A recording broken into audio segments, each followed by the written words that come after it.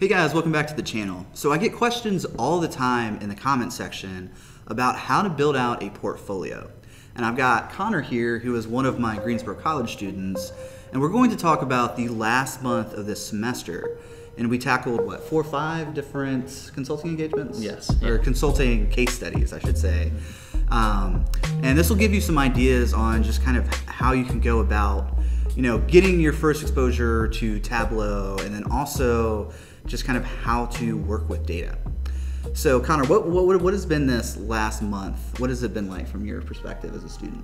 It's been pretty fun. We've taken multiple different data sources. So we've taken sales data, like supply chain data, other different data sources that the business would collect, and we made different visualizations through Tableau and Power BI to be able to show different insights that may not appear just looking at the data. So we can look at the seasonality of a product, or whether the product does better with men or women, or the sales are better in East Coast states versus West Coast states.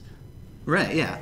So yeah, that first case study that we did was related to sales. So I sent them a sales data source that was actually modeled after one of my Silvertone Analytics consulting engagements, and I actually left it in there pretty dirty. So you guys, and this is something you've been like really fascinated and fixated on, are data quality issues? Yes. So the data had quite a bit of problems, missing data points, incorrect data points, and so we had to work out how to deal with those problems in the data, because all businesses won't have perfect data like we do in the classroom. So it was good to have some kind of real world situation of missing data. Right. So the way that we've kind of structured this last month of the semester is they will download the data source, look at it on their own. And what I really appreciate about you guys, and especially you, because you will go on YouTube and just like look up like what is the click-through rate, and then you'll understand the metrics, and then come back to me with questions. So we meet Monday and Wednesday. Monday we're just studying the data, and then Wednesday we put it into an interactive dashboard. So do you have any thoughts on, well, I guess, what have you learned about structuring an interactive dashboard?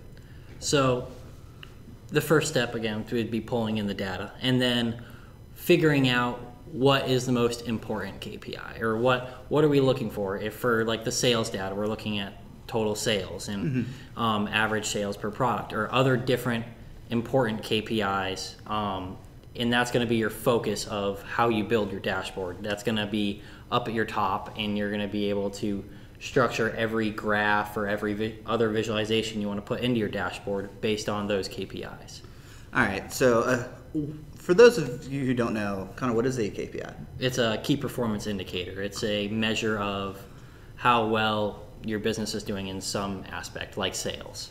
Right, and I often frame it up as you're playing a game. So in sales, the game that you're trying to play is, I want to improve how many sales are coming through the door, total sales volumes, maybe even the number of people buying. If it's on the supply chain side, then maybe it's let's reduce cost. And if it's in a survey, you're trying to figure out, all right, where are people actually liking the product?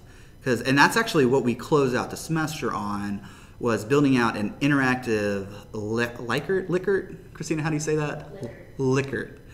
I think it's Likert, but that's up for debate.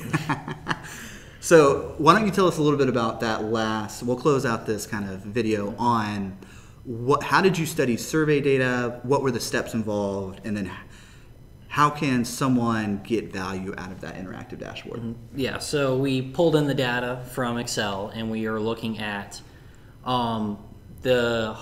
their perception of the product in different aspects, like the